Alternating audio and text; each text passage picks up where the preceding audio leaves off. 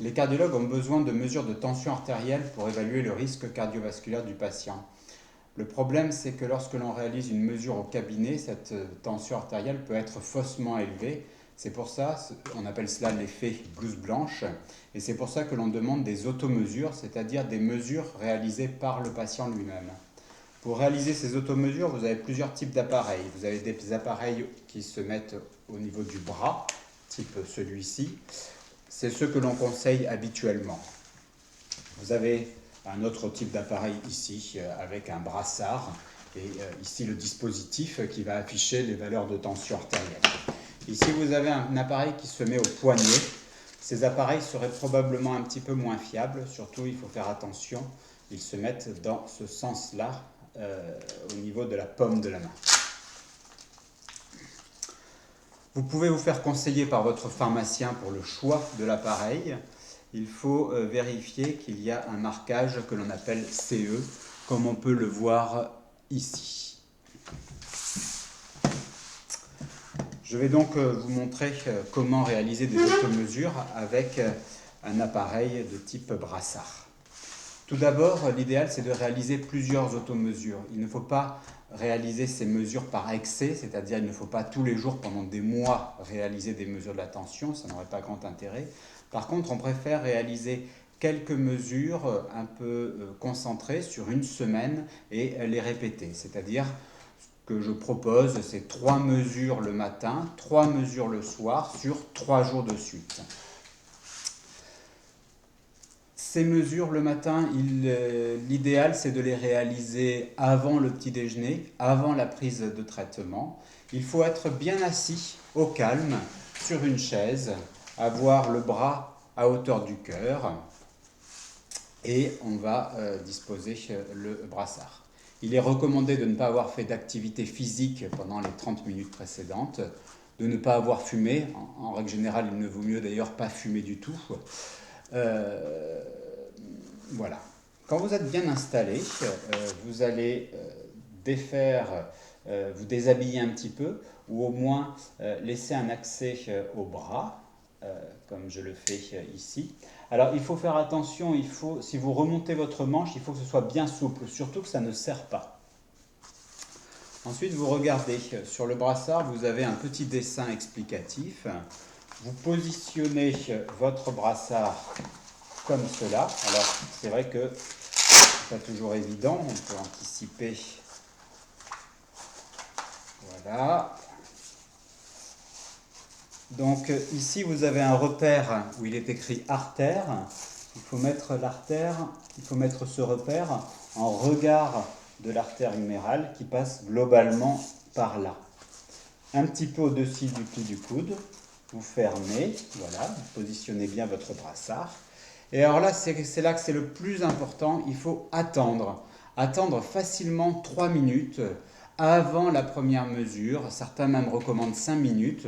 Donc on reste bien calme, on prend sa montre. Alors j'ai pas de montre, moi je vais prendre mon téléphone.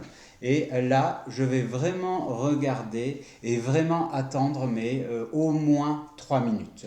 Alors ça va couper un peu parce que je ne vais pas vous laisser attendre 3 minutes. Voilà, donc je reviens, nous avons attendu les 3 minutes, je réalise ma mesure. Donc tout simplement, j'appuie sur l'appareil. Là, j'ai un bouton Start, Stop. Donc le plus souvent, c'est ce type de dispositif. Là, vous l'avez ici également, ou ici, c'est On, Off, voilà. J'appuie donc sur le bouton. Voilà, j'ai le brassard qui va progressivement se gonfler, il est en train de se gonfler. Donc là, je suis en train de faire la démonstration, mais normalement, je ne bouge pas, je reste bien au calme. J'ai attendu mes 3 à 5 minutes et je réalise la mesure.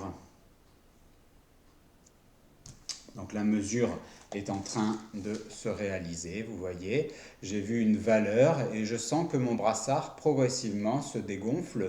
Je peux d'ailleurs sentir à un moment que ça tape un petit peu au niveau de ce brassard. J'attends, voilà.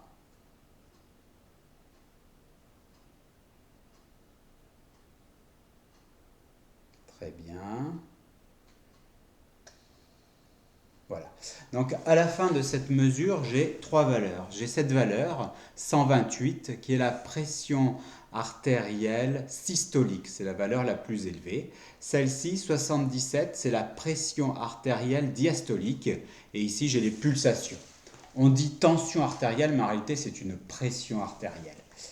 J'ai ces trois valeurs, je vais noter donc les deux valeurs, la pression artérielle systolique et la pression artérielle diastolique, sur mon relevé d'automesure que je vous ai donné lors de consultation ou que vous pourrez télécharger. Là, de la même manière, j'ai réalisé ma première mesure, il faut que j'en réalise trois. Donc je vais attendre encore au moins une minute, mais plutôt trois si possible. Je vais bien attendre, donc pareil, on va couper un petit peu et je vous retrouve. Voilà, donc j'ai attendu mes 3 minutes, et bien c'est tout simple, je recommence. Donc j'appuie sur Start, Stop. De la même manière, j'ai mon brassard qui se gonfle, je vais attendre, bien entendu sans bouger, et lorsqu'il se dégonflera, apparaîtra la mesure. Donc je rapporterai ces trois mesures, mesure 1, mesure 2 et mesure 3, sur ma feuille. Je répète, ces mesures sont réalisées le matin à jeun 3 fois de suite au repos, après 30 minutes de repos, et le soir 3 fois de suite avant d'aller se coucher. Dans tous les cas, bien assis sur une chaise, confortablement. On veille à ce que le brassard soit au niveau du cœur. Pas de garrot ici, c'est-à-dire que ça doit rester souple ici. Voilà, ça ne serre pas. Et après, on note les mesures. Pas trop souvent, par contre, quand on choisit de le faire, on le fait bien, c'est-à-dire 3 fois de suite. Alors là, vous voyez, cet appareil, il va s'afficher de couleurs différentes selon ce que l'appareil pense de la mesure. Là, il s'affiche en orange parce qu'il trouve que la mesure est moins bien que la précédente où il était en vert. Voilà, mais écoutez, je suis à votre disposition si vous avez besoin.